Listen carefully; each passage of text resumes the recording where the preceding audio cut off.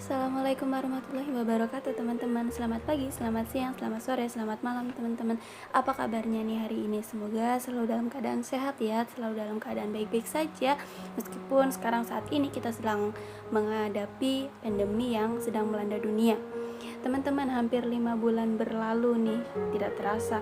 Tapi dampak dari COVID-19 belum juga terasa reda gitu teman-teman.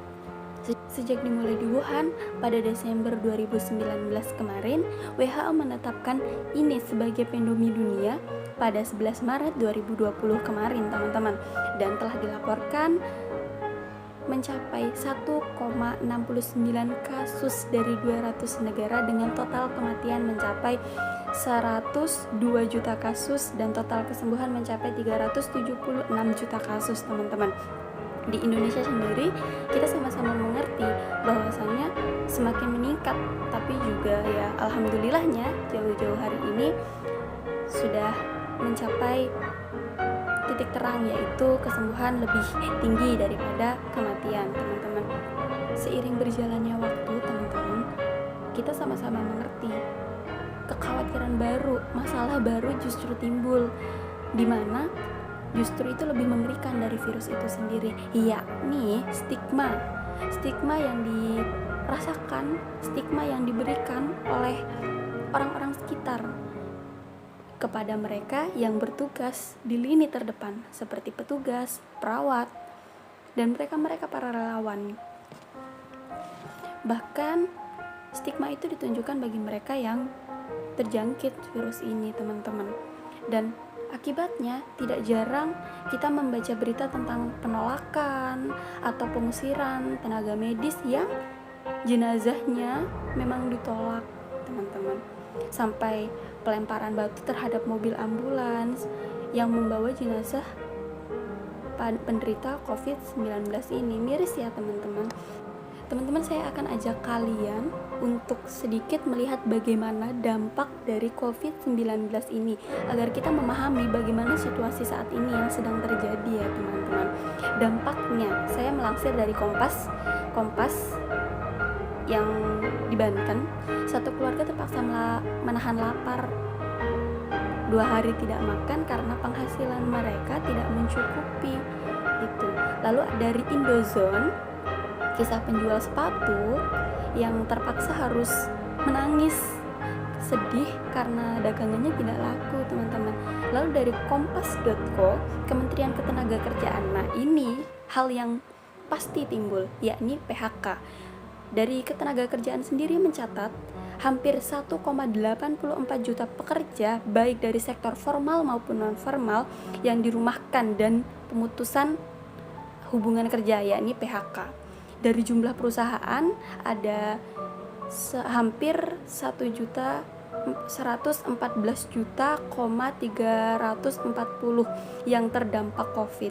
Dilansir dari data Kemenker Sabtu 18 April 2020 kemarin, pekerja atau buruh dari sektor formal di PHK sebanyak 229.789 dan lainnya dirumahkan. Ada juga beberapa kisah mengenai perawat di Semarang di RSUD Kriadi.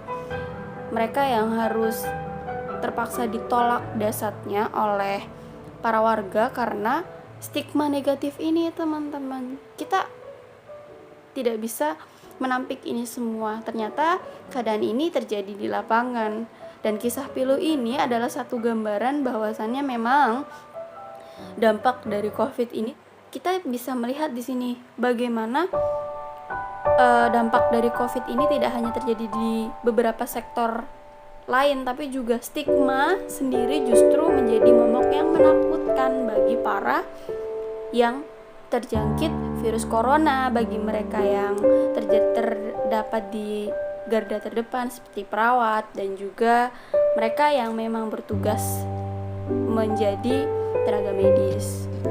Teman-teman, setelah kita membahas bagaimana dampak, bagaimana stigma yang terjadi di masyarakat, tentunya ada cara atau penanggulangan yang memang bisa kita lakukan, yaitu terutama bagi tenaga medis, bagi mereka para mahasiswa kesehatan yang kita sadari bahwasannya kita ini agen kuratif yang memang bisa memberikan pemahaman lebih terhadap masyarakat.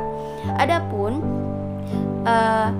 yang bisa dilakukan adalah memberikan pemahaman terhadap virus COVID ini sendiri, memberikan bagaimana proses penularannya, bagaimana pemahaman terhadap bagaimana informasi yang memang benar-benar, yang memang menjadi informasi yang aktual bagi mereka para masyarakat awam, agar tidak terjadi kesalahpahaman, sehingga tidak ada terjadi reaksi berlebihan di tengah masyarakat gitu teman-teman.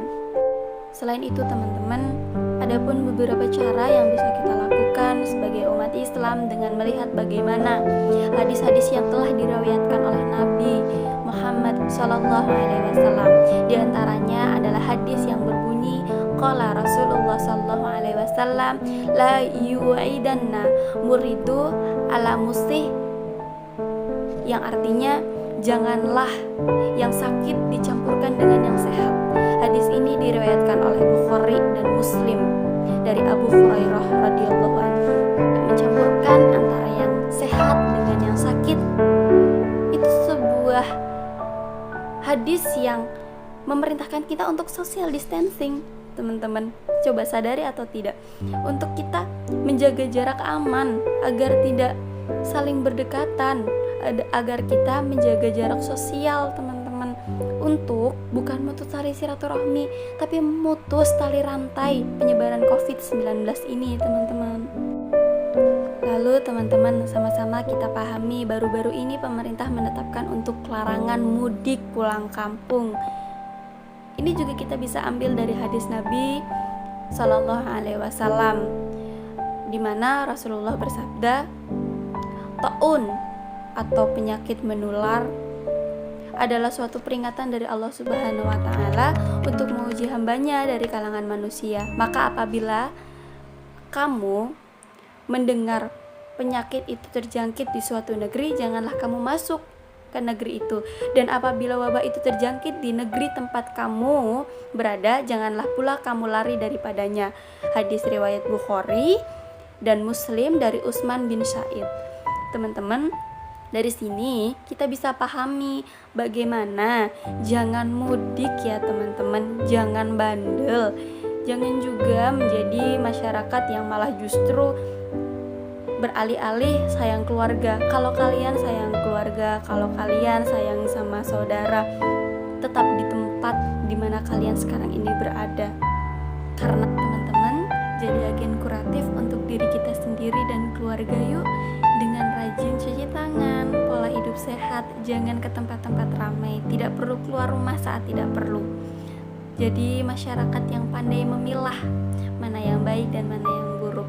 Pesan dari saya, jangan sampai keadaan ini justru memutus tali silaturahmi kita. Masih banyak cara kok yang bisa kita lakukan. Bisa video call, Skype, banyak cara yang bisa kita tempuh dengan rasa sabar dalam menghadapi situasi yang tengah terjadi saat ini. Teman-teman, sayangi diri kalian, berarti kalian juga sayang keluarga kalian. Jangan pernah bandel, jangan pernah merasa diri kalian sehat baik-baik saja. Pikirkan kesehatan orang lain juga, karena kita tidak bisa hidup sendirian. Teman-teman, mungkin itu saja dari saya. Kurang lebihnya mohon maaf apabila ada tutur kata yang salah, apabila ada penyampaian yang kurang berkenan, saya mohon maaf. Sekian dari saya. Assalamualaikum warahmatullahi wabarakatuh. Selamat siang, selamat pagi, selamat sore, selamat malam teman-teman.